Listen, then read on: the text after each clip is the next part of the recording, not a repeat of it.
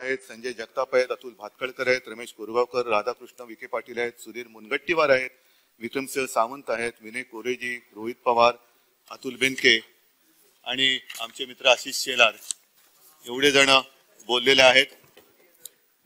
या सर्वांनी अनेक विषय मांडलेत, काही सूचना केल्या आहेत, काही प्रश्न उपस्थित केले आहेत. कदाचित सर्व प्रश्नांना आणि सर्व शंका कुशंकांना मला ह्याच भाषणात उत्तर देता येणे शक्य नाही. काही राहून जातील, पण याचा अर्थ असं कृपया कोणी समजू नये की आपण विचारलेल्या कोणत्याही प्रश्नाला आमच्याकडे उत्तर नाही. प्रत्येक प्रश्नाला उत्तर आहे आणि आमच्या प्रत्येक कृतीला काही ना काहीतरी आधार आहे. खरं म्हणजे सगळे सदस्य बोलून गेल्यानंतर माझी अपेक्षा अशी होती की निदान मी उत्तर देताना ज्यांनी काही विचारले ते हजर राहिले असते तर बरं झालं असतं.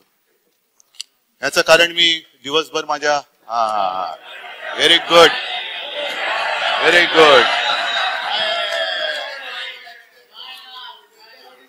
सुधीर भाऊ, मी काय सांगू तुम्हाला. मी माझ्या केबिन मध्ये बसलो होतो, माझी कामं चालू होती आणि सभागृहाचं कामकाज थोडंसं बघत होतो, ऐकत होतो आणि अचानक मला असा भास झाला की मी नटसम्राट बघतोय. मी आहे अथेल्लो, मी आहे हॅमलेट, मी अमुक, मी तमुक.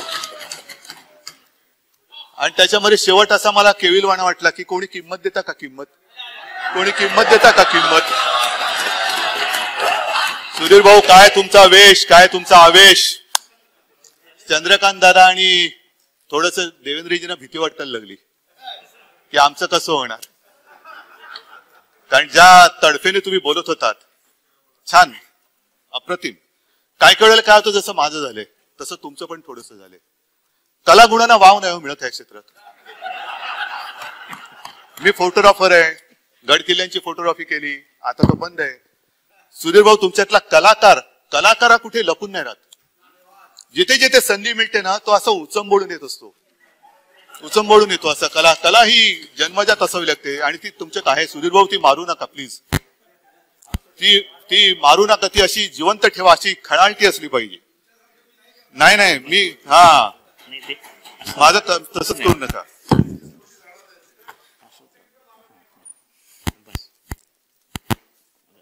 राज्यपाल महोदयांचं भाषण आपण सगळ्यांनी ऐकलं, आम्ही ऐकलं अर्थातच.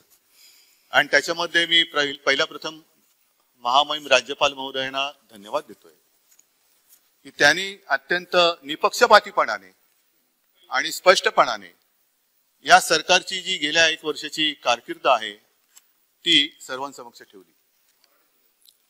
आणि हो, मराठीत बोलले, हेही नसे थोडके, मराठीत बोलले. ते बोलल्यानंतर त्यांनी जे काही मुद्दे मांडलेत, काही जणांना पचवणं जड जातं. कारण असं काही अनपेक्षित घडलं म्हणजे काय होतं, अनेकदा अचानक पाऊस येतो आणि भिजून जातो आपण. पावसाची अपेक्षा नसते, छत्री नसते.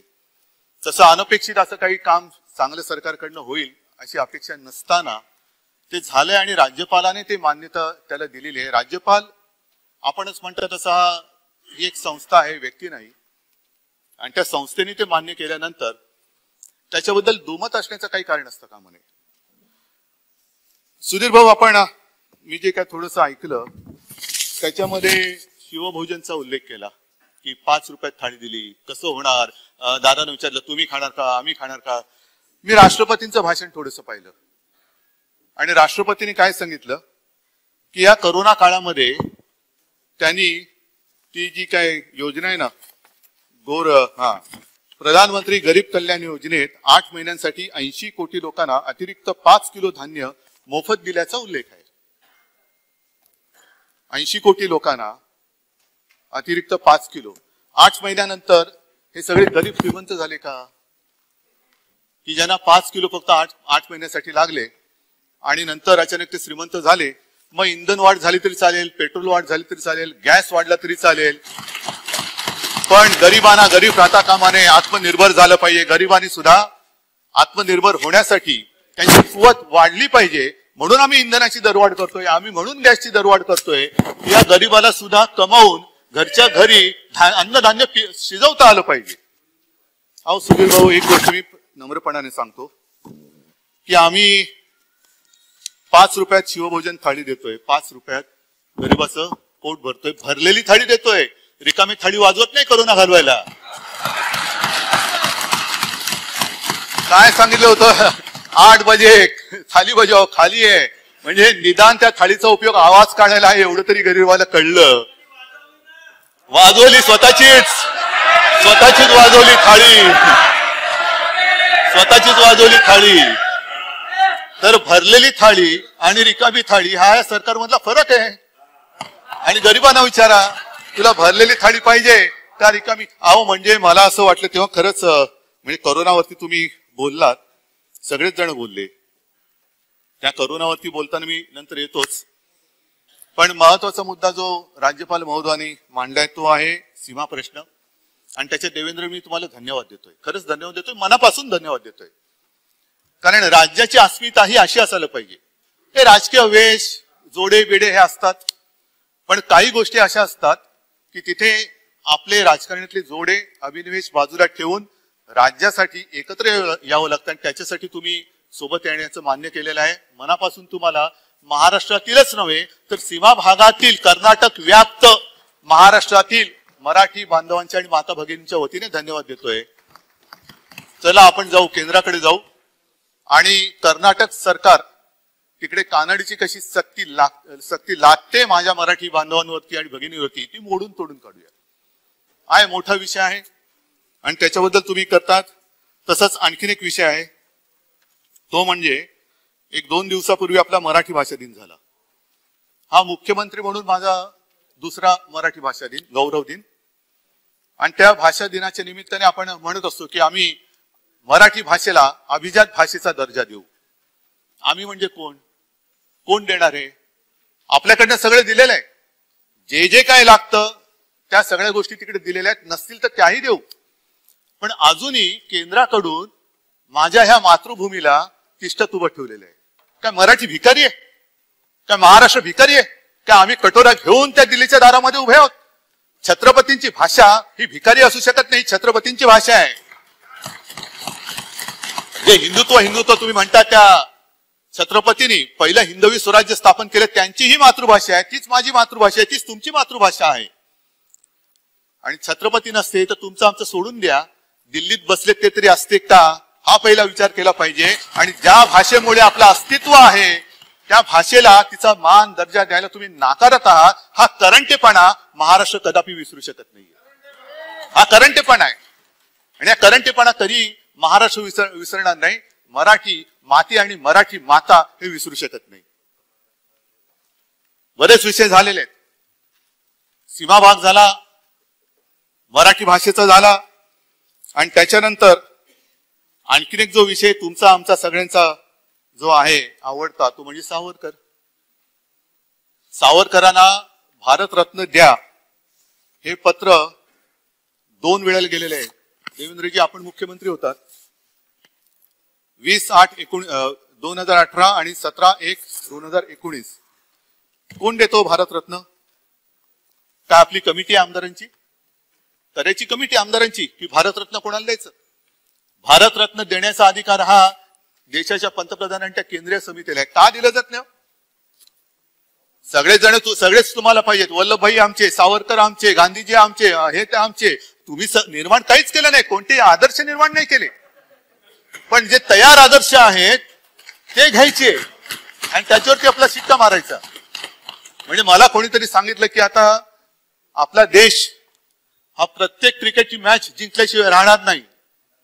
का? तर स्टेडियमचं नाव बदललेलं आहे.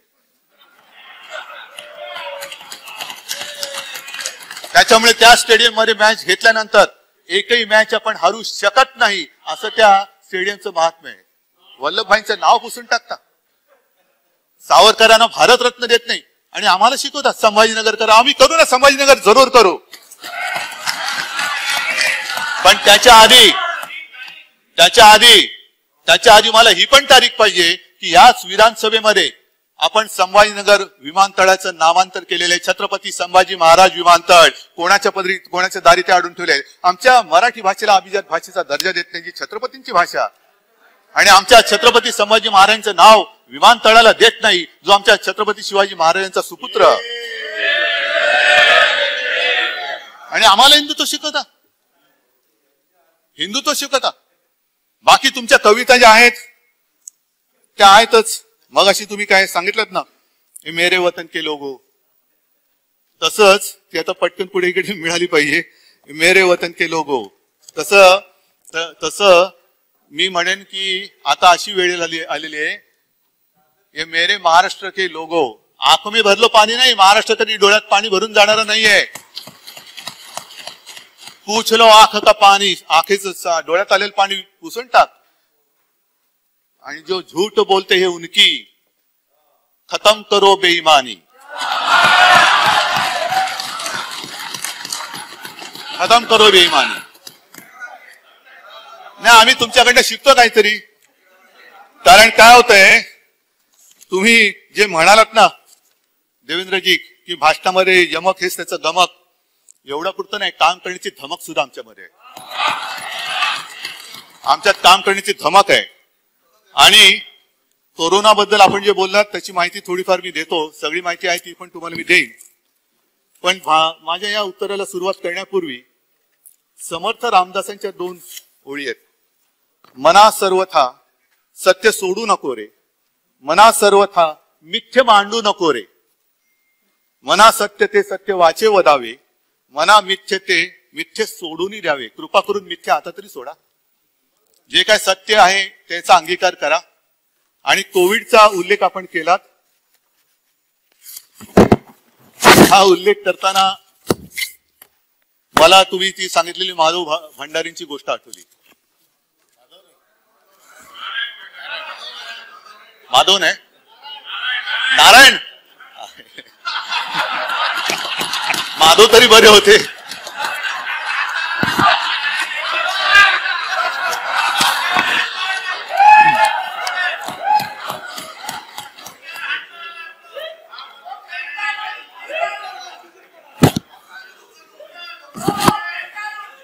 नाही काय माधव की नारायण, नाही ना काय दोन्ही दिव्यच आहेत. तर त्या नारायण भंडारीची तुम्ही कथा सांगितली, लहानपणीची सांगितली. तर नारायण भंडारी मोठा होणार की नाही, त्याला मोठं करणार की नाही. एवढं मोफत धान्य वर दिलं, तो खाऊन पिऊन शिवभोजन खाऊन मोठा होतो तो. आणि मग काय झालं, तो नारायण भंडारी गाव सोडून जातो. ही कथा आहे, तुम्ही तुमची ज्यांनी लिहिली त्यांनीच मला लिहून दिलेली आहे. आणि अनेक वर्षानंतर गावात येतो. गावात आल्यानंतर गुरुजींना भेटलं पाहिजे. गुरुजींच्या दारामध्ये एक मोठी गाडी उभी राहते, त्याच्यातनं हे नारायण भंडारी उतरतात, गुरुजींकडे जातात आणि उभे राहतात. ओळखतात का सर मला? तर तुला कोण नाही ओळखणार, तू तर नारायण भंडारी, तुला रोज टीव्हीवर बघतो मी. काय बोलतोस म्हणे, अगदी गांजापासून पतंगाच्या मांजापर्यंत, न्यूयॉर्क पासून आपल्या गावापर्यंत, आणि जमिनीतल्या पाण्यापासून मंगळावरच्या पाण्यापर्यंत. कसं काय बाबा तुला, कसं काय तू, मी जर तुला शिकवलं नाही ते म्हणाल तुमचं सोडून द्यावं, मला नवीन गुरु सापडला. आणि ज्या क्षेत्रामध्ये मी आहे ना तिकडे असंच बोलावं लागतं, माहिती नसली तरी जोरात बोलावं लागतं. तसं मी बोलतो. त्याला वा वा वा वा वा वा, बरं तू सांग आता कसा काय आलास? म्हणजे आता काही नाही, आता म्हणे मी सरकारच्या कोविड काळातल्या आरोग्य सेवेमधला भ्रष्टाचार त्याच्यावरती टीका करून आलो. अरे काहीतरी चांगलं केलंस, खूप चांगलं केलंस. मग आता आलाच आहेस तर जेवून जा. चले जेवणार कसा, मला परत प्रेस कॉन्फरन्स आहे. आता रे कसली प्रेस कॉन्फरन्स? तुला मगाशी त्या हॉस्पिटलच्या ह्याच्यातला सगळा भ्रष्टाचार काढला. आता प्रेस कॉन्फरन्स अशी आहे की हॉस्पिटलमध्ये ज्यांनी लाच घेतली त्यांच्यावरती कारवाई कराल तर याद राखा, खबरदार, आम्ही ठामपणे त्यांच्या पाठीशी आहोत, हे सांगण्यासाठी प्रेस घ्यायची. तर हे असे नारायण भंडारी गावोगावी असतात.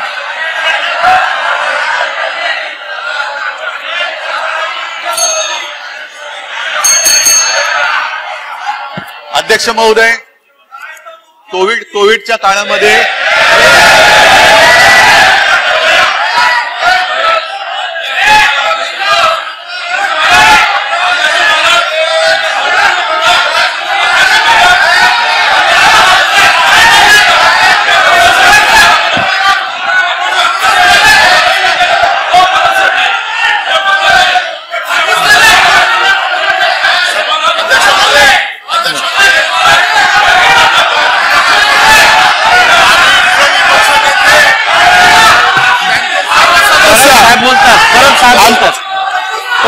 अध्यक्ष महोदय, आम्ही विरोधी पक्षनेत्यांचं भाषण फार शांतपणे ऐकलं, सुधीर भाऊंचं भाषण फार शांतपणे ऐकलं, आशिष शेलार, आपण सगळ्यांची भाषण आम्ही शांतपणे ऐकली. आमच्याकडनं तीच अपेक्षा आहे. आपल्याला काही गोष्टी पचत नसतील तर कशा पचवतील त्या पचवून घ्या, परंतु मुख्यमंत्री ज्या वेळेला बोलतायत त्यावेळेला एकेरी भाषेचा वगैरे उल्लेख करू नका. आपल्या सदस्यांना समज द्या, अन्यथा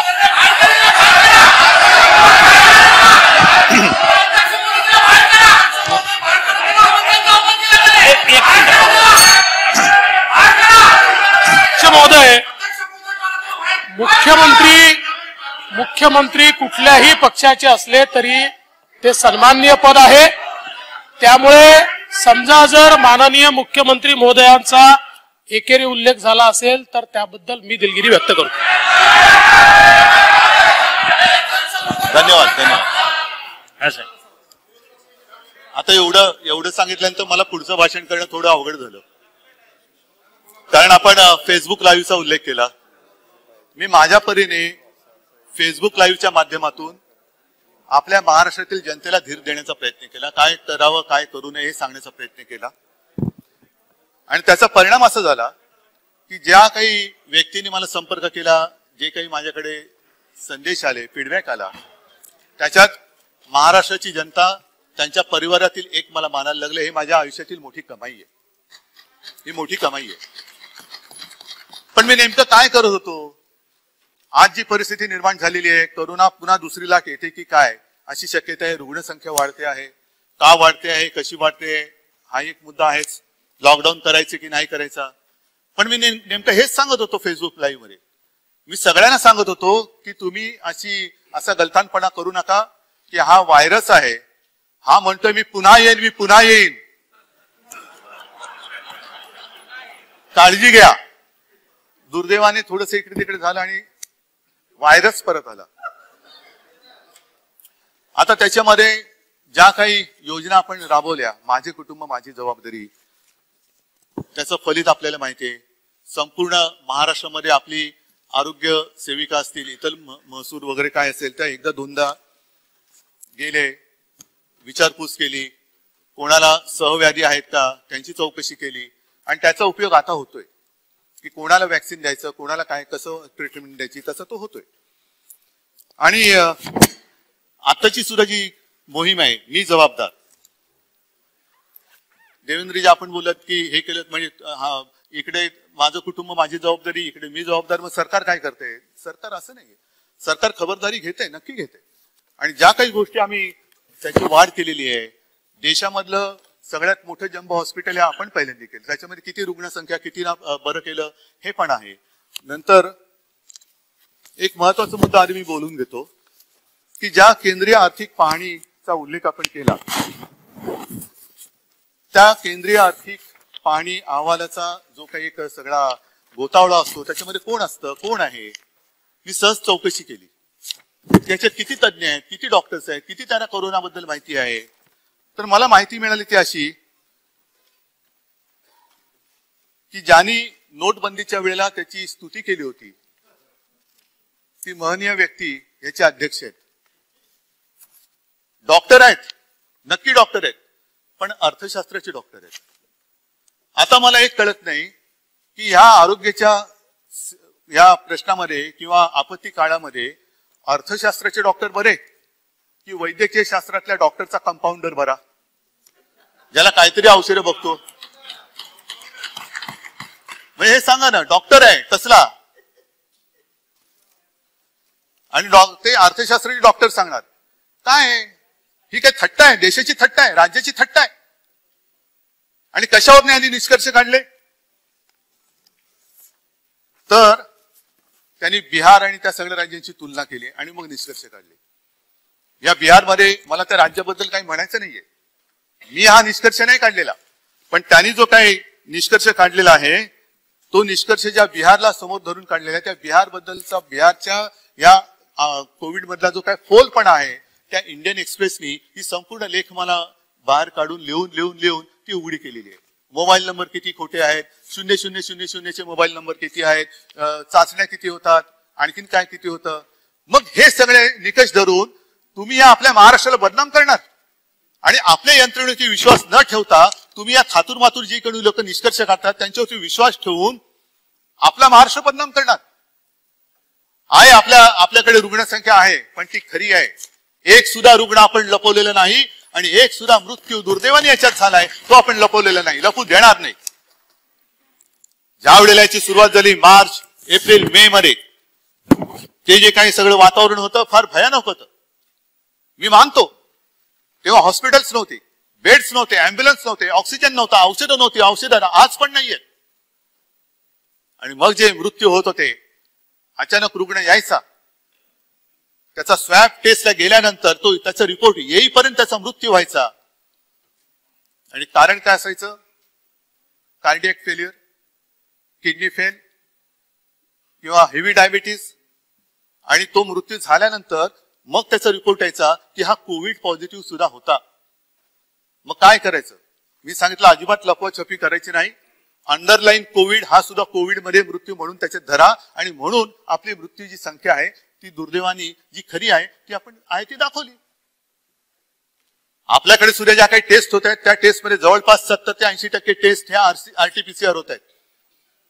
रॅपिड अँटीजेन टेस्ट त्याचा एक तुम्हाला माहिती आहे आणि RT-PCR किती आहे, त्याची अचूकता किती आहे हे सगळ्यांना माहिती आहे. म्हणून आपण सगळे इकडे सभागृहात येताना आपण रॅपिड अँटीजेन टेस्ट नाही RT-PCR करतो आहोत.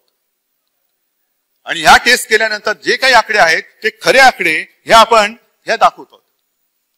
हे मी म्हटलं ना, खोटे फोन नंबर, बनावट नावं, कोविड चाचण्यांमध्ये डेटामध्ये संसर्ग, ह्या सगळ्या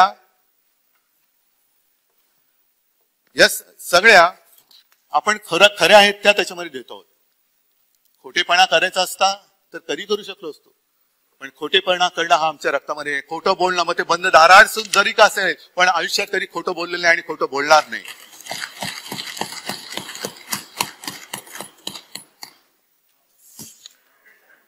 त्याच्यानंतर आजच एक हिंदुस्तान टाइम्स मध्ये, हिंदुस्तान म्हटल्यानंतर त्याच्यावरती तरी विश्वास ठेवा, हिंदुस्तान आहे शब्द, की त्यांनी करोनाला मुंबईत कसे रोखले त्यातले महत्वाचे मुद्दे त्यांनी दिलेले आहेत. मग मुंबईची जीवनवाहिनी उपनगरीय रेल्वे थांबवण्याचा निर्णय, हे एक मी मुद्दामून सांगू इच्छितो की ज्या वेळेला आपल्या पंतप्रधानांनी लॉकडाऊन केला, अचानक लॉकडाऊन केला, मी किमान त्याच्या आधी 8 दिवस सातत्याने तिकडे फोन करत होतो आणि सांगत होतो की तुम्ही एकतर लोकल्स थांबवा, आणखीन परगावी जाणारे जे मजूर आहेत आमचे त्यांना जाण्यासाठी तुम्ही ट्रेन्स द्या, त्याचे पैसे आम्ही देतो. नहीं अभी कैसा करेंगे, अब तो नहीं हो सकता, अब तो ऐसा है, अब तो वैसा है. ठीक आहे. आणि तेव्हाच मी सांगितलं होतं की हे जर का आपण केलं नाही तर कायदा आणि सुव्यवस्थेची गंभीर परिस्थिती निर्माण होऊ शकते. कारण हे जे मजूर आहेत ते मजूर जास्त काळ आता या इकडे थांबतील असं काही शक्यता नाहीये. पण तेव्हा नाही करायला दिलं. आणि जेव्हा लॉकडाऊन केला गेला, जेव्हा वाहतूक थांबवण्याची, रहदारी थांबवण्याची गरज होती, तेव्हा उघडं करून टाकलं. काय हालत झाली होती त्यांची. तांडेच्या तांडे नुसते निघाले होते आपल्या गावाकडे, लाखो लोक. ते लाखो लोक निघाल्यानंतर सुद्धा त्यांच्यावरती आपण कुठली जुलूम जबरदस्ती नाही केली. ते जिथे जिथे जातील तिथे तिथे त्यांच्या छावण्या उभारून त्यांना जवळपास 1 महिनाभर दिवसाचं 3 वेळेचं मोफत अन्न आपण दिलं होतं. त्यांच्याकडे डॉक्टर सुद्धा आपण ठेवले होते. तर हे काम आपण केलं नाही. कशाला? काही व्हिडिओ सुद्धा प्रसिद्ध झाले होते की आपल्या राज्यातून परराज्यात गेलेले मजूर जथेच्या जथे होते आणि ते चिडलेले होते. ते सांगत होते ह्यांच्यापेक्षा इकडे आम्हाला कोणी विचारतच नाही. उत्तर प्रदेशमध्ये गेले, बिहारमध्ये गेले आणि तिथले ते सांगत होते की आम्हाला इथे विचारत नाही, याच्यापेक्षा आमच्या महाराष्ट्रामध्ये आमची काळजी जास्त चांगल्या पद्धतीने घेतली गेली होती. हे गोरगरीब बोलतायत सुधीर भाऊ, गोरगरीब बोलतायत, आम्ही नाही. पाठ थोपटून घ्यायला सुद्धा आधी काम करणारी छाती असावी लागते. आणि आमच्याकडे तुम्ही कोविडचा हिशोब विचारताय, जरूर विचारा. पण एक नम्रपणाने सांगू इच्छितो की ज्या वेळेला महाराष्ट्रातल्या जनतेसाठी कोविडमध्ये काही उपाययोजना कराव्या लागतात, सेवा सुविधा देण्यासाठी आपण अर्थसंकलन सुरू केलं, तेव्हा मला थोडीशी लाज वाटते की आपल्या सगळ्यांचा फंड हा महाराष्ट्रासाठी न येता दिल्लीकडे गेला. मुख्यमंत्री मदत निधी, मला नकोय मदत निधी. माझ्यासाठी माझ्या माता पित्यांचे आणि जनता जनार्दनांचे आशीर्वाद, पूर्वजांची पुण्याई माझ्यासाठी आहे. ज्यांनी ज्यांनी दिला त्यांना धन्यवाद आहोत. बरं ठीक आहे, ज्यांनी दिला त्यांच्यासाठी धन्यवाद आहे. पण महत्वाचा मुद्दा पुढे आहे. इथे जसं तुम्ही पोल खोल करता आहात, जी नाहीच आहे, कारण अजून पोलला वेळ आहे, निवडणुकीला वेळ आहे अजून. पण ज्या प्रधानमंत्री तो जो काय फंड आहे, पीएम केअर काय म्हणतात त्याला, त्याचा हिशोब कोण मांडणार, कोण देणार? त्याचा हिशोब विचारायचा नाही. ते उत्तर द्यायला बांधील नाहीत, कारण ते महनीय व्यक्ती आहे. त्यांच्याकडचा फंड हा तुमच्या चौकशीच्या फेऱ्यात येत नाही. काय वाटेल तितका हप्ता तुम्ही, किती वाटेल ते बोंबला, तुम्हाला उत्तर देणार नाही. एक तर प्रश्न विचारण्याची कोणामध्ये हिंमत सुद्धा नाहीये, कारण जर विचारलात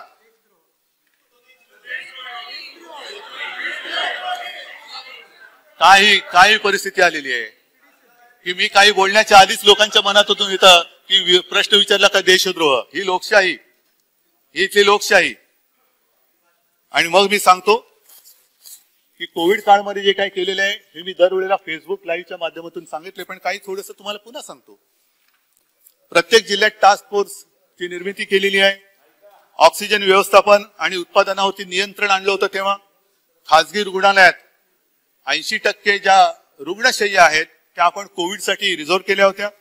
आणि महात्मा फुले जनारोग्य योजनेचा लाभ आशिषजी 60,000 नाही, त्याच्या आधी 5 लाख आकडा आहे. 5,58,059 कोविड रुग्णांना आपण त्याची करून दिलेली आहे. टेस्टची संख्या म्हणजे जेव्हा हे संकट आलं तेव्हा आपल्या राज्यामध्ये फक्त 2 किंवा 3 टेस्ट लॅब होत्या. एक आपल्या कस्तुरबामध्ये, एक पुण्याला आणि कदाचित मला वाटतं एक नागपूरला असेल.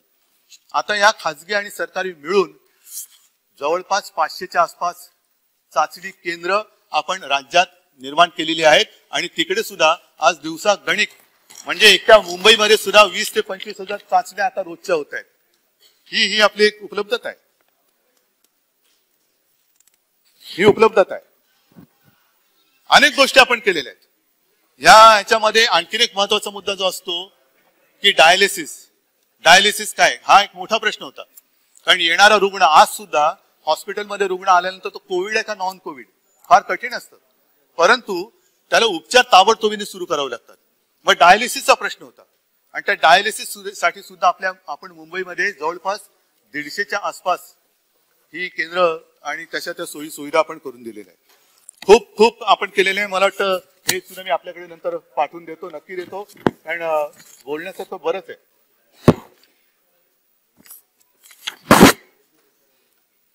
ही सगळी माहितीच आहे. आता महत्वाचा प्रश्न असा आहे की या सगळ्या काळामध्ये एक आता हे जागतिक सत्य आहे की ही संसर्गाची साखळी तोडण्यासाठी आता तरी प्रभावी हत्यार हे लॉकडाऊन आहे. लॉकडाऊन करायचं का? आमची नाही इच्छा. आम्हाला कोणाला काही गंमत नाही वाटत आहे की गोरगरिबांची रोजीरोटीची साधनं आहेत त्याची चूल विझवणं हे कोणत्याही सरकारचं कर्तव्य असू शकत नाही. ह्या सरकारचं सुद्धा नक्कीच नाहीये. उलट गोरगरिबाची चूल जी कधी पेटली नसेल ती देणं हे काम आहे. चूल का बोललो? कारण पुन्हा गॅस मागलेला आहे आणि पुन्हा आपण चुलीकडे आलेलो आहोत. योजनेचा धूर निघतोय, गॅस वाढत चाललेला आहे. म्हणजे पेट्रोलची सेंचुरी आणि गॅसची हजारी. हे आत्मनिर्भर गरीबाला सुद्धा तेवढी ताकद आली पाहिजे. तर लॉकडाऊन करायचं का? व्यापाऱ्यांची चिंता जरूर करा. शेटजींची म्हणजे व्यापाऱ्यांची चिंता जरूर करा. आम्हालाही आहे. हसणार का काय त्याच्यात? जे आहे ते आहे. पर्यायी शब्द व्यापाऱ्याला शेटजी आहे तर शेटजी आणि आम्हाला कारण ते जर नसतील तर अर्थचक्र नाही चालणार. अर्थचक्र चालवायचं असेल तर व्यापारी पाहिजेत, कामगार पाहिजे, शेतकरी पाहिजेत, सगळे पाहिजेत, तरच हे चालू शकतं. पण लॉकडाऊन करण्यापेक्षा तोही आमचा प्रयत्न आहे. आरोग्य सुविधा का नाही वाढवत? आपण आरोग्य सुविधा वाढवतो, परंतु युके मध्ये अजूनही लॉकडाऊन असेल. जर्मनीमध्ये केला, इस्रायलमध्ये केला, इटलीमध्ये केला, ऑस्ट्रेलियात करतात. काय त्यांची आरोग्य व्यवस्था हे आपल्या अमरावतीपेक्षा कमी आहे? अमरावतीपेक्षा ब्रिटनची आरोग्य व्यवस्था कमी आहे का की म्हणून त्यांनी तिकडे लॉकडाऊन केला, म्हणून जर्मनीने केला, म्हणून आणखीन कोणी केला का अमेरिकेने केला? अमेरिकेची तर हालत लॉकडाऊन नाही केला, नशीब त्या अबकी बार मोदी ट्रम्प सरकार कोणी ऐकलं नाही, तर आणखीन वाट लागली असती. तर हे करोनाचं सगळं हे संकट त्याचा मुकाबला आपण करतो आहे आणि मी जबाबदार, ही जी काही एक ती मोहीम आहे ती मी जबाबदार विशेषतः सगळं हे उघडा ते उघडा ते उघडा ते उघडा असं जे म्हणतात ना त्यांच्यासाठी आहे आणि आपल्या स्वतःसाठी सुद्धा आहे. मी सुरक्षित तर माझं कुटुंब सुरक्षित, नको सुरक्षित तर नका घालू मास्क. पण मला असं नाही म्हणता येणार, मला माझ्या राज्याच्या जनतेची काळजी आहे आणि म्हणून मी सांगितलं की जरी कोणी मला विलन खलनायक ठरवलं तरी चालेल, पण मी माझ्या राज्याच्या जनतेच्या जीवाची आणि सगळ्या हिताची काळजी घेणार म्हणजे घेणारच. कोणी मला वाईट म्हटलं मला परवा नाही त्याची, मला नाही परवा, कारण मी माझ्या राज्याशी बांधलेलं आहे, मी माझ्या माता भगिनीशी बांधलेलं आहे आणि त्यांची सुरक्षा, त्यांच्या आरोग्याची व्यवस्था हे आमच्या सरकारचं काम आहे, ते करणार मी. पण कसला अभ्यास नाही, काही नाही आणि कोणत्या तरी एका वर्गासाठी तुम्ही संपूर्ण गावाला संपूर्ण राज्याला धोक्यात घालणार असाल तर जे असे कोणी करतील ना त्यांना सुद्धा त्यांच्यावरती गुन्हा दाखल करून तुरुंगात टाकल्याशिवाय राहणार नाही. कारण मला तुमच्या त्या राजकारणापेक्षा मला माझ्या जनतेचा जीव जास्त प्यार आहे. आणि कृपा करून हे जे संकट आहे, कृपा करून हे जे संकट आहे या संकटाची खेळ कोणी करू नका. माझी सगळ्यांना विनंती आहे, अगदी आमच्याकडच्या सगळ्यांना सुद्धा आणि आपल्याकडच्या सगळ्यांना सुद्धा, कारण कोरोना सत्ताधारी पक्ष आणि विरोधी पक्ष हा ओळखत नाही. इतर राज्यामध्ये काही मंत्री दुर्दैवाने मृत्युमुखी पडलेत, काही आमदार काही खासदार मृत्युमुखी पडलेले आहेत. हा व्हायरस कोणाला ओळखत नाही आणि हा ओळखत नसल्यामुळे कृपा करून निदान इकडे तरी या सगळ्यांची थट्टा करू नका. माझे कुटुंब माझी जबाबदारी, थट्टा करा ना, कोणाची थट्टा करताय? मी जबाबदार, करा ना. माझी थट्टा करताय जरूर करा, पण जनतेच्या जीवाशी खेळ करू नका. हे एवढंच माझं नम्रपणाने तुम्हाला सांगणं आहे. आणि म्हणून मला असं वाटतं की हा जो कोविडचा जो विषय आहे हा अत्यंत गांभीर्याने आपण सगळ्यांनी मिळून केला पाहिजे. ठीक आहे, गेल्या काळामध्ये काही अनुभव आपल्याला आले, काही चुका आमच्याकडनं झाल्या असतील, काही तुमच्याकडनं झाल्या असतील, पण आपण सगळे मिळून ह्या चुकांची पुनरावृत्ती आता होता कामा नये. जर एखाद्या ठिकाणी गर्दी झाली असेल, दुर्दैवाची झाली असेल ती झाली, पण आता ह्याच्या पुढे किमान काही दिवस तरी ही लाट अजूनही आपण थोपवतो आहोत. आणि कालच दिल्लीची एक टीम आपल्याकडे येऊन गेली, मी स्वतः त्यांच्याशी बोललो आणि त्यांना मी विचारलं की आम्ही काही कुठे कमी पडतोय का, हे कृपा करून मला सांगा. आणि त्यांनी सांगितलं की बिलकुल नाही, फक्त एक लक्षात घ्या की ही तुमची यंत्रणा थोडीशी थकलेली आहे. साहजिकच 8-10 महिने थकलेली आहे. जेव्हा लॉकडाऊन होता तेव्हा थोडीशी गोष्ट सोपी होती, सगळी लोक घरामध्ये होती, तेव्हा त्यांच्या घराघरामध्ये जाऊन चौकशी करणे सोपं होतं. पण आता पुन्हा चौकशी करायला गेल्यानंतर ते कुटुंबाच्या कुटुंब बाहेर फिरत असतं, काम करत असतं, रोजीरोटीसाठी फिरत असतं आणि तेव्हा आपली लोक जाऊन जर का तिकडे चौकशी करतील तर त्या चौकशीला अर्थ नसतो. कारण आज जरी एखाद्याची टेस्ट केली आणि ती निगेटिव्ह आली तर याचा अर्थ असा नाही की उद्या परवा तेरवा किंवा 4-5 दिवसांनी तो पॉझिटिव्ह होणारच नाही. आणि म्हणून मला असं वाटतं की लॉकडाऊन टाळायचं असेल तर जी आपली त्रिसूत्री आहे ती म्हणजे मास्क घालणं, हात धुणं आणि अंतर पाळणं, हे ह्याला दुसरा पर्याय नाही. अगदी वॅक्सिन घेतल्यानंतर सुद्धा हे पाळावं लागतंय, हे सुद्धा जागतिक सत्य आहे. लस आता कालपासून सुरुवात झालेली आहे. आपण पाहिलं असाल सुरुवातीला असं वाटत होतं की लस घ्यायला लोक भीतायत, पण घाबरत नाहीत, लोक येत आहेत. काल परवापासून सुरुवात झाल्यानंतर आपल्या इकडे सुद्धा गोंधळ झाला. का झाला तर ते जे ऍप आहे त्या ऍप मध्ये जरा प्रॉब्लेम झाला. मी लगेच केंद्रावरती टीका नाही करणार. आज सुरुवातीला असे विषय होतात, चुकांमधनं चुका करून जो काम करतो तो चूक करतो आणि जो चूक करतो तो पुढे काम करतो. आणि म्हणून मला असं वाटतं की लगेच बघा त्यांनी ऍप कसं होतं तेच कोलमडलं म्हणून झालं नाही. त्या ऍप मध्ये प्रॉब्लेम झाला हे सत्य आहे, पण ह्याच्यामध्ये मी केंद्रावरती टीका करणार नाही. कारण केंद्राची मदत ह्याच्यात मला पाहिजे, आपल्याला सगळ्यांना पाहिजे. आणि त्याच्यात सुधारणा करून आता आणखीन एक गोष्ट चांगली केली की मुंबईसाठी आता राज्यामध्ये सुद्धा करू, आपण विनंती केली की ही जी लसीकरणाची केंद्र आहेत ती मोजकी न ठेवता प्रायव्हेट हॉस्पिटलची मोठी ज्यांची ही क्षमता आहे त्यांना ती परवानगी द्या. आणि त्याच्यासाठी त्यांना काल रात्री मला वाटतं जवळपास 29 मुंबईतल्या हॉस्पिटल्सना परवानगी दिलेली आहे. ही मागणी आपण करतो आहोत. वॅक्सिनेशन जास्तीत जास्त करण्याचा, लवकरात लवकर करण्याचा आपला प्रयत्न आहे आणि त्याच्यामध्ये यश येईल ही मला खात्री आहे. त्याच्यानंतर आपण देवेंद्रजी आणखी एक सूचना केली, ती सुद्धा मला वाटतं आम्ही विचारत नाही, ती सुद्धा आपल्याला करायला हरकत नाही दादा. ती म्हणजे संत नामदेव. जरूर त्यांचं सुद्धा स्मरण झालंच पाहिजे आणि त्यांचं सुद्धा नाव किंबहुना एकदा तर मला असं वाटतं की असं इकडे येऊन बोलण्यापेक्षा आपण एकत्र बसून आपल्या राज्याची जी काही अनमोल रत्न आहेत, मग त्याच्यामध्ये महिला असतील पुरुष असतील, हे काढून आपण आपल्या ह्या सगळ्याचा ते होते म्हणून आपण आहोत, हा मनात विचार असेल तर आपण एकत्र मिळून ही नावं काढू आणि त्यांचं मोठेपण, आपण मोठे म्हणतो म्हणून ते नाही मोठे होत, ते मोठे होते म्हणून आपण आहोत, तर हे आपलं ऋण व्यक्त करणं हे आपलं कर्तव्य आहे. पण संत नामदेवांचा उल्लेख केल्यानंतर आणखीन एक गोष्ट मला नक्की सांगावीशी वाटते की संत नामदेव महाराष्ट्रातील मराठी मातीचा पुत्र, पंजाबात जाऊन त्यांनी काम केलं, शेतकऱ्यांसाठी सुद्धा काम केलं. आज पंजाबचा शेतकरी रस्त्यावरती आहे, त्याच्यासाठी सुद्धा काम केलं पाहिजे. आपल्याकडच्या शेतकऱ्यांची काळजी आपण व्हायलाच पाहिजे, आपल्याकडच्या शेतकऱ्यांची काळजी व्हायलाच पाहिजे. विजेबद्दलचा काल निर्णय आम्ही सांगितलेलाच आहे, पण जे शेतकरी तिकडे आंदोलनासाठी बसलेले आहेत त्यांची वीज कापली जाते, त्यांचे शौचालय तोडली जात आहेत.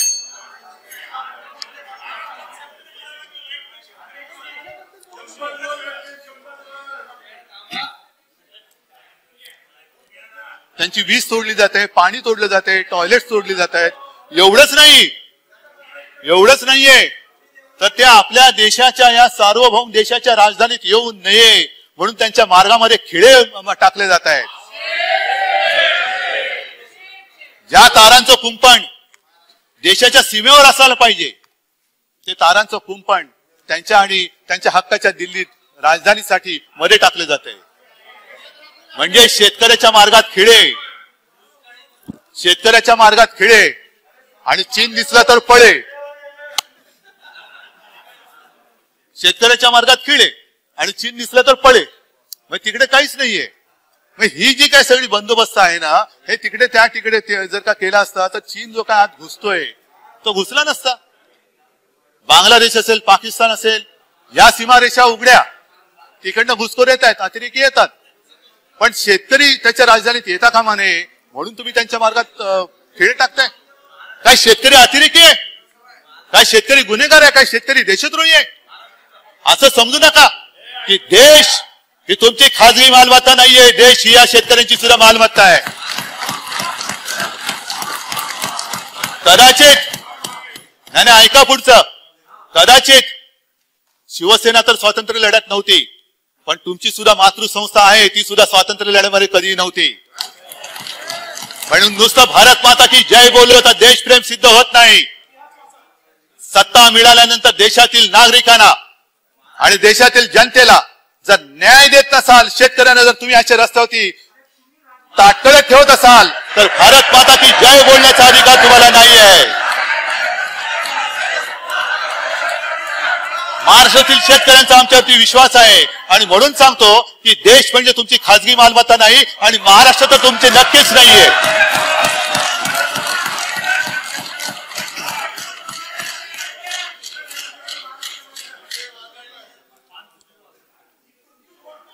कृषीबद्दल मी नक्की सांगेन, कारण शेतकऱ्याचा विषय आल्यानंतर कृषीबद्दल बोललंच पाहिजे. विकेल ते पिकेल, पिकेल ते विकेल नाही, जे विकेल ते पिकेल म्हणजे ज्याला बाजारपेठ आहे. माझा थोडासा वेगळा दृष्टिकोन आहे, सरकारचा दृष्टिकोन थोडा वेगळा आहे. पुढच्या वर्षी कोणतं पीक, कोणत्या पिकाला आणि काय पिकाच्या कोणत्या दर्जाला ही मागणी असणार आहे, त्याचा एक मार्केट सर्व्हे करून शेतकऱ्यांना सांगायचं की तुला आम्ही सगळे देतो, बियाणे देतो, पण ते ह्या दर्जाचं बियाणे असेल की या दर्जाचंच तुझं धान असेल, या दर्जाचं सोयाबीन असेल, या दर्जाचीच तूर असेल, जे काय असेल ते असेल, पण त्याला मार्केट असेल. म्हणजे त्याला नुसती हमी भाव नाही, हमखास भाव हा मिळाला पाहिजे, हे आमच्या सरकारचं धोरण आहे आणि त्याची सुरुवात करतोय. एका वर्षामध्ये काही जसं गेले 6 वर्ष शेतकरी वाट बघतोय आमदनी दुगणी हो जाएगी, झालंच नाही, होतच नाहीये. गॅस दुप्पट झाला, इंधन दुप्पट झालं नाही, ते म्हणून तर सायकलवरनं आले. नशीब सायकलीचे दर नाही वाढवले, नाहीतर सायकलीत हवा भरण्याचे सुद्धा दर वाढवून ठेवा.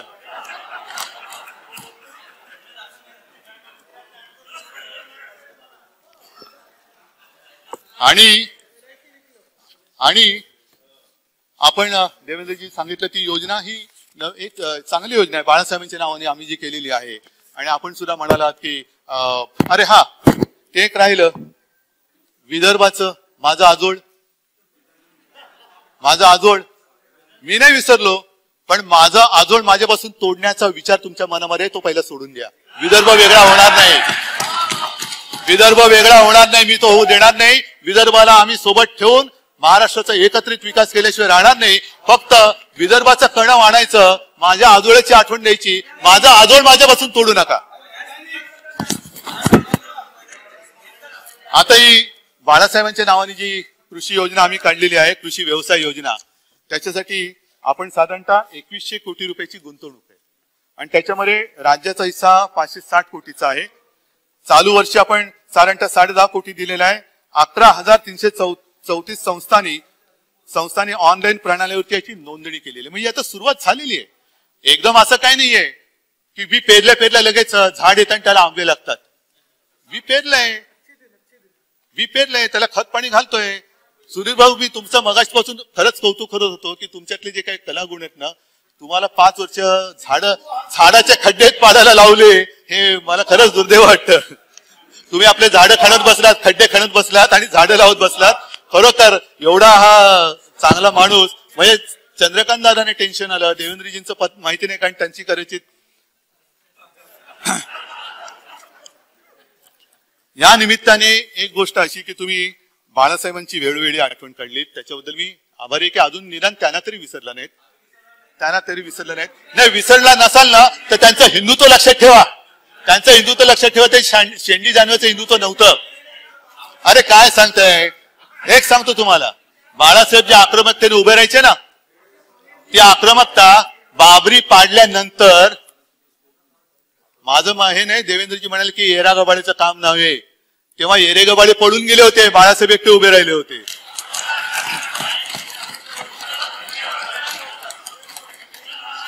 म्हणजे आता विषय असा झालेला आहे, बाबरी कोणी पाडली आम्हाला माहित नाही, बाबरी आम्ही पाडलेली नाहीये. शिवसेना प्रमुखांनी सांगितले जर ते माझे शिवसैनिक असतील तर त्यांचा मला अभिमान आहे, नुसता अभिमान तर गर्व आहे. म्हणजे बाबरी पाडली कोणी, आम्ही नाही पाडली. 6 वर्ष केंद्रात सत्ता असताना सुद्धा राम मंदिरासाठी कायदा केला नाही. राम मंदिराचा निर्णय कोणी दिला, सुप्रीम कोर्टाने दिला. आणि आता राम मंदिरासाठी घराघरात जाऊन पैसे मागताय, म्हणजे पैसे दिले कोणी, जनतेने दिले, पण आमचं नाव आलं पाहिजे. तर बाबरीच्या वेळेला आक्रमकतेने उभे राहणारे, हिमतेने उभे राहणारे शिवसेना प्रमुख तुम्हाला आठवत आहे. ज्या वेळेला काश्मीर मधून हिंदू पंडित निराधार होऊन निर्वासिताचं जीणं आपल्या देशात जगत होते, हे सुद्धा येरागाबाळाचं काम नव्हतं, हे शिवसेना प्रमुखांनी केलं. म्हणून काश्मीरच्या हिंदू पंडितांना आपल्या या हिंदुस्थानामध्ये स्थान मिळालं, घर मिळालं, रोजीरोटी मिळाली. हे येरागाबाळाचं काम नव्हतं.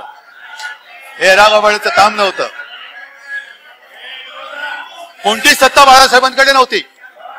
पण आमचं हिंदुत्व तुम्ही जागवत असताना तुम्ही फुटीरतावाद्यांबरोबर काश्मीरमध्ये सत्ता स्थापली. कुठे गेलो होतं तुम्ही तुमचं हिंदुत्व? अफजल गुरुला सुद्धा ते काय हुतात्मा म्हणत होते, ते तुम्हाला चालतं. त्यांच्या मांडीला मांडी लावत असताना काय हिंदुत्व तुमचं भ्रष्ट झालं नव्हतं? आम्हाला शिकवता हिंदुत्व. 370 कलम काढल्यानंतर सुद्धा आणि तुम्ही सत्तेत असताना सुद्धा किती निर्वासित झालेल्या हिंदू पंडितांना घरं दिली, त्याचा हिशोब पहिला मांडा आणि मग आमच्या अंगावरती या. हिंदुत्वाच्या गप्पा आम्हाला शिकू नका, तेवढी तुमची पात्रता नाहीये. आणि ज्या बाळासाहेबांची तुम्ही आठवण करतात त्या बाळासाहेबांच्या खोलीमध्ये थांबा जरा, कारण हा जो विषय मांडतोय तो सगळ्यांना कळला पाहिजे. हा मी पुन्हा सांगतोय, ज्या बाळासाहेबांची तुम्ही आठवण करताय काय उमाळे येतात तुम्हाला, पण त्याच बाळासाहेबांच्या खोलीमध्ये बंद दाराआड, दाराच्या बाहेर देवेंद्र होते, का त्याला दाराच्या बाहेर ठेवलं तर मला माहिती नाहीये. पण मी आणि अमित शहा हे बसून ज्या काही पुढच्या वाटचालीची आम्ही आखणी केली होती, निर्लज्जपणाने, हा शब्द मी मुद्दामून वापरतोय, असंसदीय असला तरी वापरतोय, निर्लज्जपणाने आज ठरलेली गोष्ट तुम्ही बाहेर पडून नाकारून टाकता. हे तुमचं हिंदुत्व, हे तुमचं बाळासाहेबांचं प्रेम.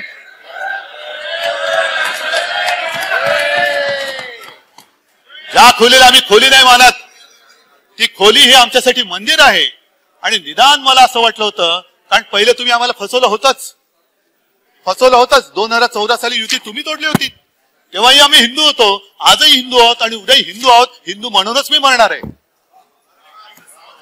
तुमची कोणाशी युती कराल कल्पना नाही मला.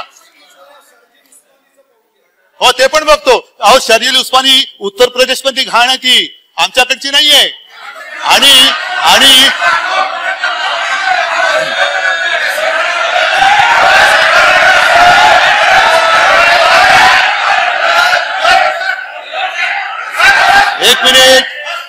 एक मिनिट शर्जील उस्मानी बद्दल माननीय विरोधी पक्षनेते असं म्हणाले की तो पाताळात गेला तरी आम्ही शोधून काढू. कधी जाणार? पाताळात नाही, त्याला शोधायला जाताय. पण ही जी घाण आहे, नुसतं जरा थांबावं एक मिनिट. उत्तर प्रदेशमध्ये नुसतं राम मंदिर बांधून नाही चालणार. पाया जर का असा ठिसूळ असेल आणि तिकडे देशद्रोही पिलावळाशी जन्म घेत असेल आणि तिचं पालन पोषण उत्तर प्रदेशमध्ये होत असेल तर उगाच तुम्ही आमच्या अंगावरती येऊ नका. शर्जील उस्मानीला अटक केल्याशिवाय आम्ही राहणार नाही, हा आमचा निर्धार आहे. आणि त्याच्यासाठी उत्तर प्रदेशने आम्हाला मदत करावी.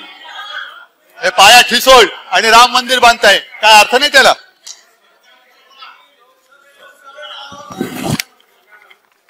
आणि जसं हे तुम्ही आमचं हिंदुत्व सांगता, ही मजबुरी आहे, आमची आहे, तुमची आहे, सगळ्यांची आहे. सांगतो, संघमुक्त भारत करणाऱ्या नितीश कुमारना डोक्यावरती घेऊन गणपती बाप्पा करावं लागतंय तुम्हाला. काय हे तुमचं दुर्दैव. संघमुक्त भारत आणि त्याला येरे बाळा, येरे माझ्या माघार आहे, काय मला कळत नाही. रामविलास पासवानना मांडीवरती घ्यावं लागलं असं. काय तुमची हिंदुत्व आणि काय तुमची नीती आणि काय तुमची काय देव जाणे. जाऊ द्या.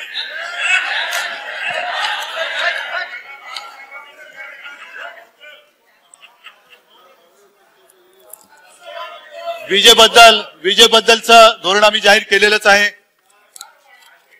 त्याच्यानंतर शेतकऱ्यांना दिवसा वीज देण्यासाठी सुद्धा आम्ही सौर पंप, कृषी पंप ही योजना मोठ्या प्रमाणावरती राबवणार आहोत. मोठ्या प्रमाणावरती. आणि ही वीज आहे ना, विजेबद्दल सुद्धा बोलण्यासारखं खूप आहे. केवळ राज्यापुरतंच नाही, केंद्राचं पण आहे. त्याच्यामुळे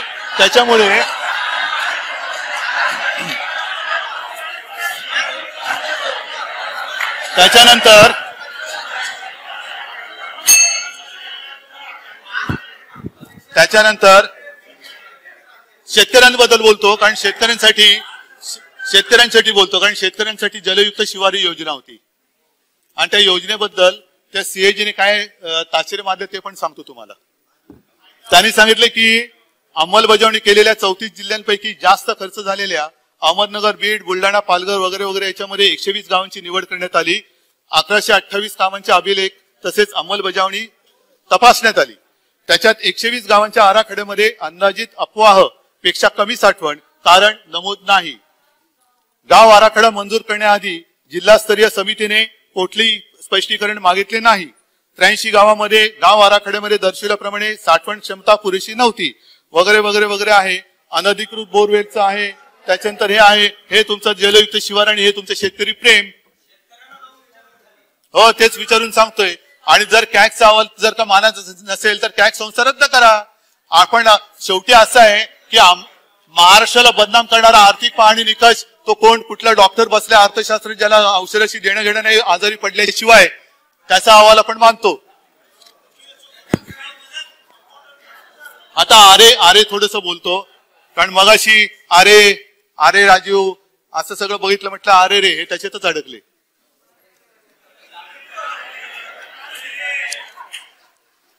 आता आरे बद्दल असं आहे की आरे किंबहुना मेट्रो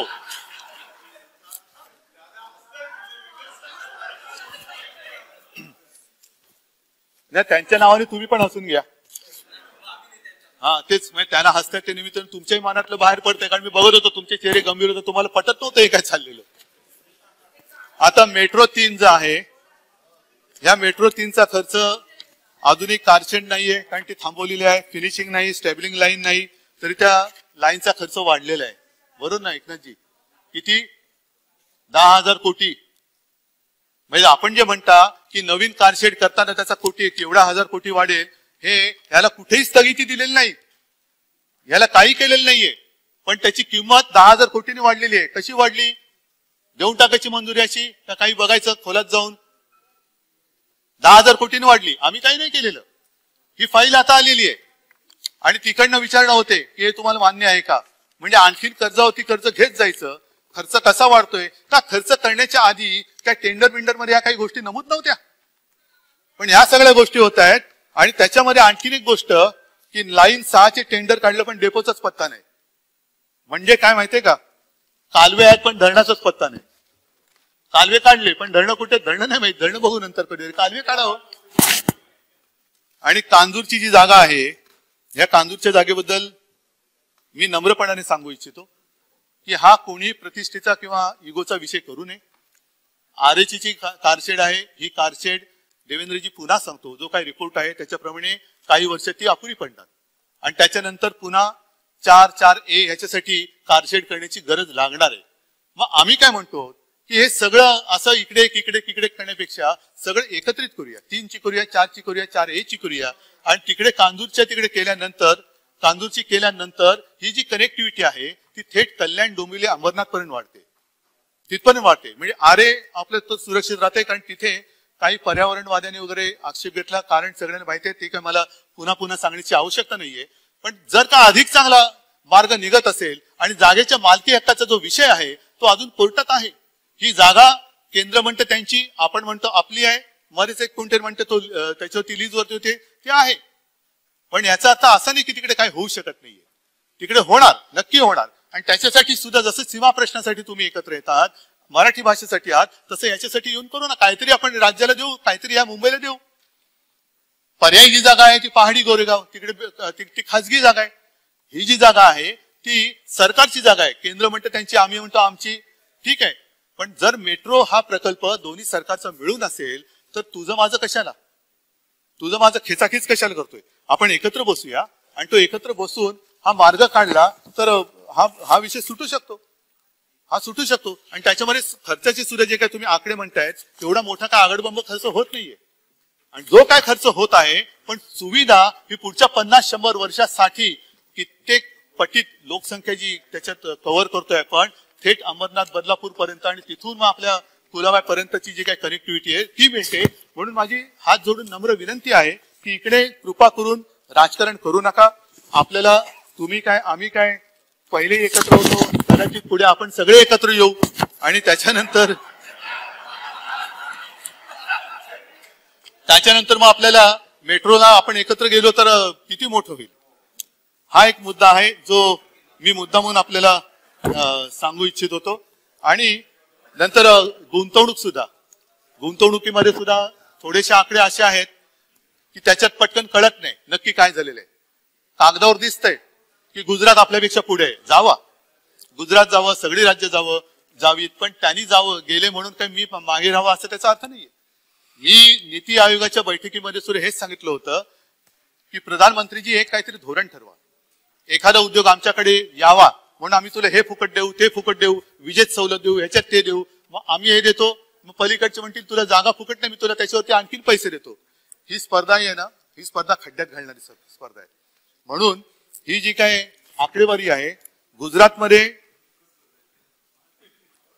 जुलै 2020 ते सप्टेंबर 2020 या काळात 1,16,511 कोटी रुपयांची गुंतवणूक झाल्याचे दिसतं. नक्की दिसतं, झाले. पण प्रत्यक्षात काय, प्रत्यक्षामध्ये काही कंपन्यांचे शेअर त्यांनी घेतलेले आहेत. ही थेट गुंतवणूक नाहीये, शेअरची गुंतवणूक आहे. आपल्याकडे थेट गुंतवणूक झालेली आहे. जे काही सामंजस्य करार झालेले आहेत ते करार हे थेट झालेले आहेत आणि त्यांची गुंतवणूक ही थेट आपल्या राज्यामध्ये आलेली आहे. ही अशी म्हणजे आभासी गुंतवणूक नाहीये, ही प्रत्यक्ष गुंतवणूक आहे. आणि ह्या बाबतीत तरी निदान जे आहे ते आपण मान्य करायला काय हरकत आहे. माझं तर उलट आणखीन असं म्हणणे की ठीक आहे, चला आज उद्या परवा त्याच्यानंतरचा पुढचा काही काळ आपणही नसू, आणखीन कोणतरी पुढची पिढी असेल, त्याच्या पुढची पिढी असेल, पण आपण आपल्याला जी काय संधी आपल्या नशिबाने म्हणा, आपल्या कर्तृत्वाने म्हणा ही मिळालेली आहे, त्या संधीचा फायदा आपण राज्याला का करून द्यायचा नाही? वाभाडे काढा ना, जिथे आम्ही चुकतो जरूर वाभाडे काढा, पण ते वाभाडे काढताना महाराष्ट्राची बदनामी करू नका. महाराष्ट्राची जर का बदनामी कराल तर मग हे पाप आपण कुठे फेडू शकणार नाही. महाराष्ट्राची पुढची पिढी जी आहे ती आपल्याला आपलं कौतुक करेल का आपल्याला शिव्याशाप देईल? आणि म्हणून मला असं वाटतं आपल्याला काय असेल ते आपण बसून एकत्र ठरवू शकतो. तुमच्याकडनं जर का कोणी आणखीन उद्योजक येत असतील, कारण तुम्ही काल सत्तेमध्ये होतात, उपरवाले आपले साथ आहे, मग त्यांची मदत घेऊन जर का काही गुंतवणूक आपल्याकडे येत असेल तर तेही करायला काही हरकत नाही. आणि म्हणून मला असं वाटतं ह्या सगळ्या गोष्टीचा आपण विचार केल्यानंतर आपण, मी बाकीच्या मुद्द्यात काही जात नाहीये की केंद्राकडनं किती मदत मिळाली. आपण जे सुधीर भाऊ सांगितलं ही आकडेवारी तुमच्याकडे एक आहे, माझ्याकडे एक आहे, जी काय आहे ती आहे. प्रत्यक्षात आहे ना, माझ्याकडे पण आहे. अहो पिशव्या मी बाहेर ठेवल्यात, पण माल मसाला आत आणलाय. हो ठेवतो ना, माझ्यावरती आहेच. म्हणून तुम्ही मला खोटं बोललं तरी माझ्यावरती विश्वास आहे. येस, तर येस, आभारी आहोत. आणि म्हणून मला असं वाटतं की जसं मी मगाशी आपण शिवभोजनचा उल्लेख केल्यानंतर ही काय आपली पाठ थोपटून घेण्याची योजना आहे का? पाठ नाही थोपटून घ्यायची, पण निदान त्याचं पोट भरण्याची तरी योजना आहे ना. हे तर आपण योजना आहे आणि देऊ ना, ठीक आहे ना. या काही गोष्टी तुम्ही चांगल्या सूचना जरूर द्या. सगळ्या त्यांना कोणालाही आपण चांगलं जे असेल दर्जाप्रमाणे सगळीकडे देऊ. मात्र काय होतं की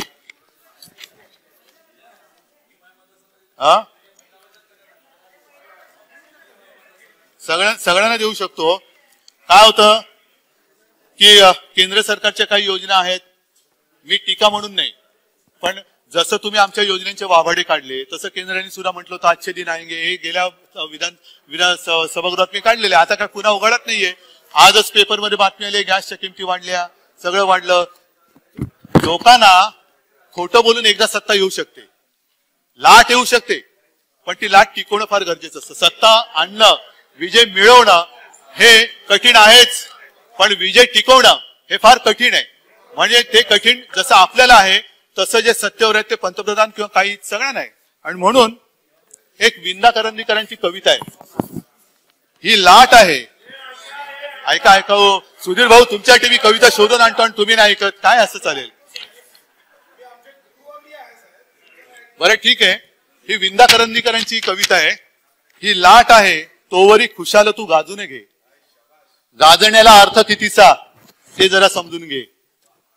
हे अशिक्षित रांगडे प्रश्न पुसती भाबडे, पुसतात हे थोडे नसे ते जरा समजून घे. म्हणजे कोणी प्रश्न विचारला तर तो देशद्रोहीच असेल असं नाहीये.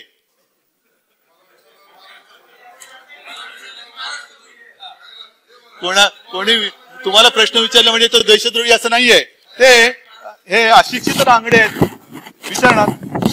कारण का ते विचारतात तर शतकानुशतके झाली पिळवणूक ज्यांची या इथे, सुटल्यास त्यांची सभ्यता ते जरा समजून घे. हे दिल्लीत सगळं जे त्या आसपास चाललेली त्याची सभ्यता का सुटते तर त्यांची पिळवणूक चाललेली आहे, म्हणून ते जरा समजून घे. म्हणूनच ते जरा समजून घ्या. म्हणून ते पण आम्ही समजून घेतोय. त्या यौवनाचा येतसे हा आग्रही उत्साही अतिरेक थोडा व्हायचा ते जरा समजून घे. आणखीन पुढचं आहे ते फार कदाचित कोणाला लागू पडते कल्पना नाही. तुम्हाला नाहीच लागत, ज्यांचं असेल त्यांना न आपुले आवडे, त्यांना न आपुले आवडे, त्यांच्या रुचेना आपणा बीज प्रगतीचे विरोधी ते जरा समजून घे. प्रेमाप्रमाणे राग सुद्धा माणसानं जोडतो, हे लक्षात घ्या. मानवातील गूढ नाते बंद दाराआड ते जरा समजून घे. टाळ झडती तेवढ्याने मानू नको ही पंढरी, शूटिंग चाले ना इथे ते जरा समजून घे. आणि म्हणून मला प्रामाणिकपणाने असं वाटतं की जरा थांबा ना, माझं पूर्ण होऊ द्या ना जरा. म्हणून माझी नम्र विनंती आपल्याला आहे की असा आमचा दावा नाहीये की आम्ही ब्रह्मदेवाचे अवतार आहोत. कोणीच नाहीये, ना आम्ही, ना तुम्ही, ना कोणी, ना कोणी. करण्याचा प्रामाणिकपणाने आटोकाट प्रयत्न करतो आहोत. जिकडे आम्ही कमी पडत असू जरूर सूचना द्या, पण त्या सूचनेला सुद्धा एकाच नजरेने पाहायचं. कठीण परिस्थिती जगभर आलेली आहे. कोविडची परिस्थिती त्यांनी कोणालाही सोडलेली नाहीये, पण त्या कठीण परिस्थितीत सुद्धा तुम्हाला माझं म्हणणं की अभिमान नसेल पण निदान समाधान पाहिजे. आमचं सरकारचं सोडावं, ते आपलं राजकारण चालू राहील, पण निदान महाराष्ट्राने ही लढाई समर्थपणाने लढली आणि समर्थपणाने लढतोय. महाराष्ट्राचा तरी अभिमान ठेवायला पाहिजे. तुम्ही काय आपण जे करतो आहोत ते वाकड्या नजरेने बघण्याच्या ऐवजी, जसं आपल्या भाषणाचा समारोप करताना देवेंद्रजी आपण तुकाराम महाराजांची आठवण काढली, तशी तुकाराम महाराजांच्या मी 4 ओळी वाचतो. म्हणजे कसं नजरेतला फरक बघण्याची दृष्टी कशी पाहिजे. आंधळ्यासी जना अवघेचे आंधळे, त्याला बिचारायला काही दिसतच नाही, त्याला सगळ्यांना वाटतं की सगळ्यांनाच दृष्टी नाहीये. आपणासी डोळे दृष्टी नाही, रोग्या विषतुल्य लागे हे मिष्टान्न, तोंडासी कारण चवी नाही. तुका म्हणे शुद्ध नाही जो आपण, तया त्रिभुवन अवघे खोटे. ह्याच्यामध्ये त्यांनी सार्थ सगळं दिलेलं आहे. म्हणून जे जे काही आम्ही केलेलं आहे ते सगळंच काही शून्य आहे असं कृपा करून समजू नका. 1-2 मिनिटं बोलतो, मग तुम्ही ताडकन उठून जे बोलायचं ते बोला. मी नम्रपणाने एवढंच सांगतोय की हे सगळे आरोप प्रत्यारोप सगळे जे काय आहे, द्वेष मत्सर, हे कधीतरी कुठेतरी काही काळापुरतं तरी बाजूला ठेवून आपण जसं आपण माणसं आहोत त्या पद्धतीने बोलू. आणि म्हणून सुधीर भाऊ, जे मगाशी मी तुम्हाला सांगितलं की मला तो नटसम्राट आठवला, मीच आहे अथेल्लो, मीच आहे हॅमलेट. आपण शांतपणाने बोलू, शांतपणाने ऐकू आणि महाराष्ट्राला समृद्ध करू. जय हिंद, जय महाराष्ट्र.